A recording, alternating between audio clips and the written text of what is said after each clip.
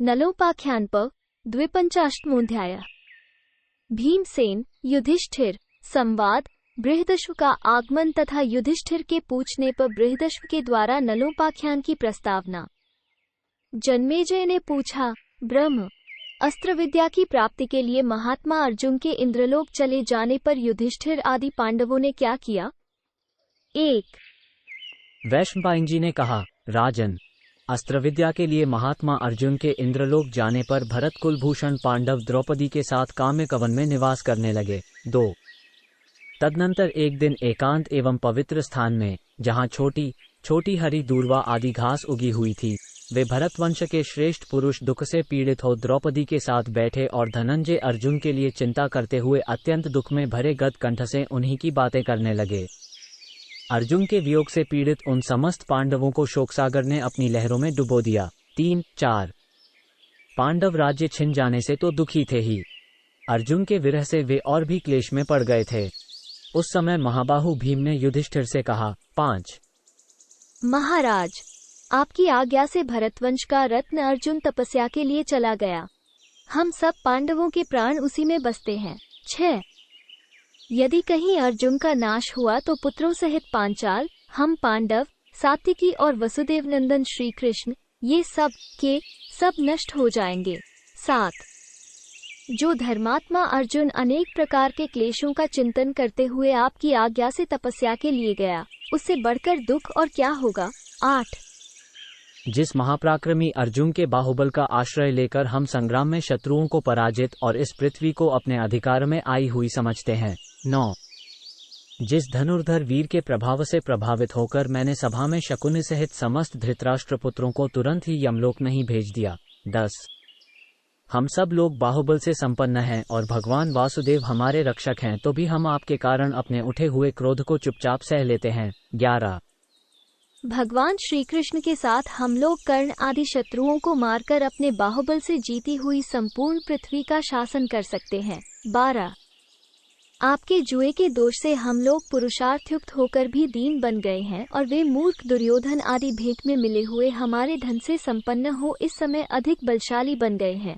13 महाराज, आप क्षत्रिय धर्म की ओर तो देखिए, इस प्रकार वन में रहना कदापि क्षत्रियों का धर्म नहीं है। 14 विद्वानों ने राज्य को ही क्षत्रिय का सर्वोत्तम धर्म माना है।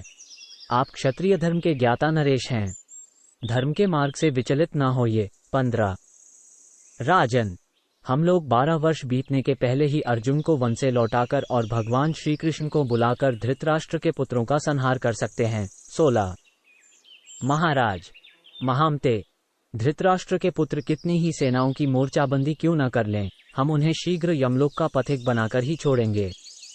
मैं स्वयं ही शकुनि सहित समस्त धृतराष्ट्र पुत्रों को मार डालूंगा। दुर्योधन, कर्ण अथवा दूसरा जो कोई योद्धा मेरा सामना करेगा, उसे भी अवश्य मारूंगा। 17, 18 मेरे द्वारा शत्रुओं का संहार हो जाने पर आप फिर 13 वर्ष के बाद वन से चले आइएगा।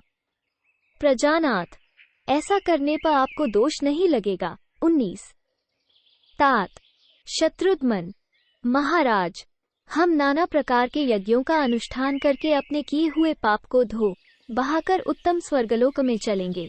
20 राजन, यदि ऐसा हो तो आप हमारे धर्मप्रायण राजा अविवेकी और दीर्घसूत्री नहीं समझे जाएंगे।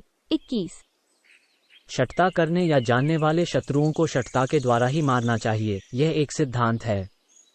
जो स्वयं दूसरों पर छल कपट का प्रयोग करता है, उसे छल से भी मार डालने में पाप नहीं बताया गया है। 22 भरतवंशी महाराज, धर्मशास्त्र में इसी प्रकार धर्मप्रायण धर्मज्ञ पुरुषों द्वारा यहाँ एक दिन रात एक संवत्सर के समान देखा जाता है। 23 प्रभो महाराज, इसी प्रकार सदा यह वैदिक वचन सुना जाता है कि कृच्छव्रत के अनुष्ठान से 1 वर्ष की पूर्ति हो जाती है। 24 अच्युत, यदि आप वेद को प्रमाण मानते हैं तो 13वें दिन के बाद ही 13 वर्षों का समय बीत गया, ऐसा समझ लीजिए। 25 शत्रुघ्न, ये दुर्योधन को उसके सगे संबंधियों सहित मार डालने का अवसर आया है।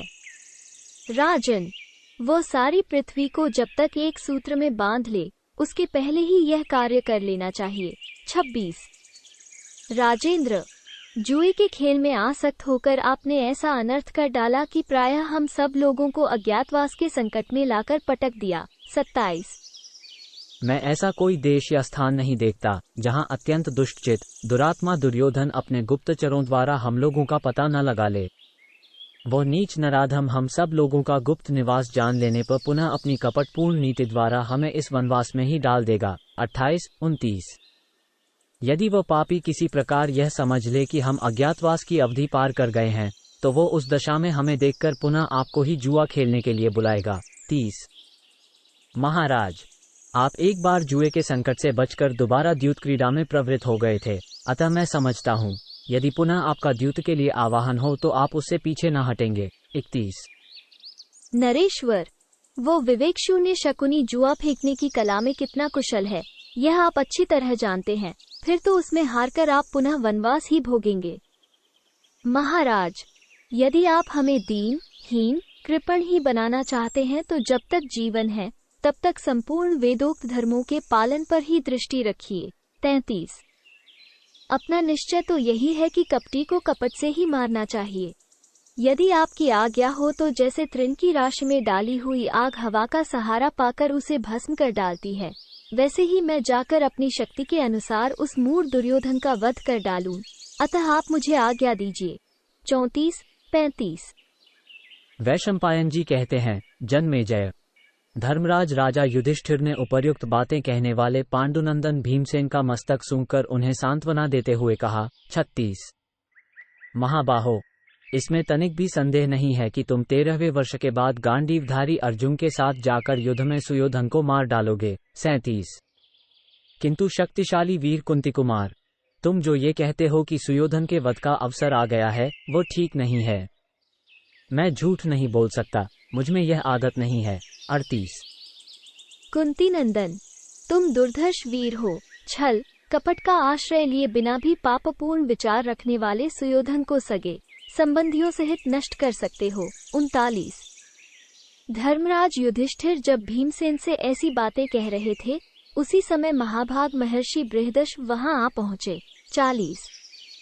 धर्मात्मा धर्मराज युधिष्ठिर ने धर्मानुष्ठान करने वाले उन महात्मा को आया देख शास्त्रीय विधि के अनुसार मधुपक द्वारा उनका पूजन किया। 41।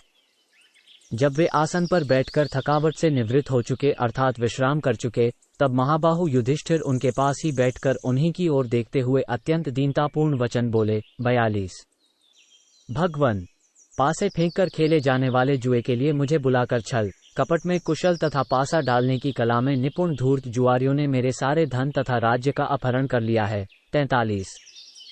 मैं जुए का मर्मज्ञ नहीं हूँ, फिर भी पापपूर्ण विचार रखने वाले उन दुष्टों के द्वारा मेरी प्राणों से भी अधिक गौरवशालिनी पत्नी द्रौपदी केश पकड़कर भरी सभा में लाई गई। 44।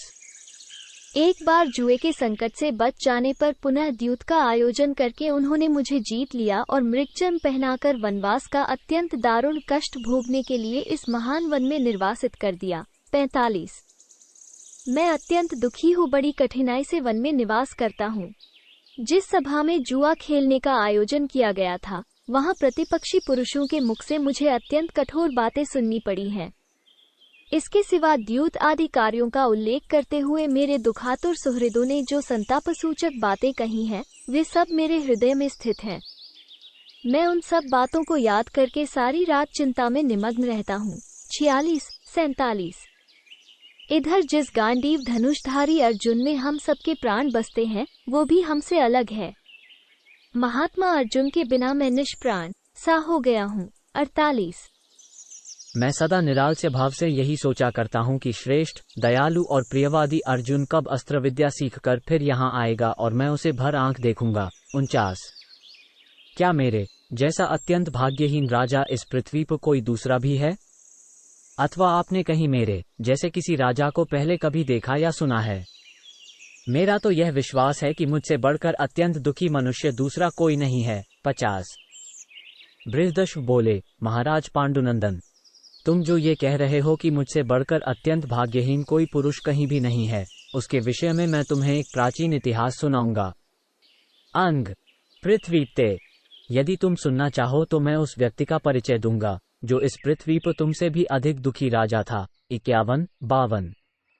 वैशंपायन जी कहते हैं, जन्मेजय। तब राजा युधिष्ठिर ने मुनि से कहा, भगवन, अवश्य कहिए। जो मेरी जैसी संकटपूर्ण स्थिति में पहुंचा हुआ हो, उस राजा का चरित्र मैं सुनना चाहता हूँ। 53। बृहदश्व ने कहा, राजन, अपने धर्म से कभी च्युत न होने वाले भूपाल, तुम भाइयों सहित सावधान होकर सुनो। इस पृथ्वी पर जो तुमसे भी अधिक दुखी राजा था, उसका परिचय देता हूँ। 54। निष्ठदेश में वीरसेन नाम से प्रसिद्ध एक भूपाल हो गए हैं। उन्हीं के पुत्र का नाम नल था, जो धर्म और अर्थ के तत्वज्ञ थे। 55।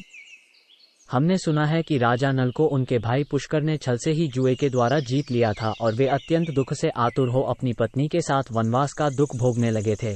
56। राजन, उनके साथ न सेवक थे, न रथ, न भाई थे, न बांधव। वन में रहते समय उनके पास ये वस्तुएं कदापि शेष नहीं थीं। 57। तुम तो देवतुल्य पराक्रमी वीर भाइयों से घिरे हुए हो।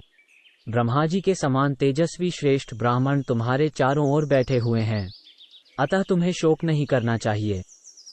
युधिष्ठिर बोले, वक्ताओं में श्रेष्ठ मुने, मैं उत्तम महामना राजा नल का चरित्र विस्तार के साथ सुनना चाहता हूँ। आप मुझे बताने की कृपा करें। 59। इति श्री महाभारते वन पर्वणि नलोपाख्यान पर्वणि 52 52। इस प्रकार श्री महाभारत वन पर्व के अंतर्गत नलोपाख्यान पर्व में बृहदश्व युधिष्ठिर संवाद विषयक 52वां अध्याय पूरा हुआ। 52।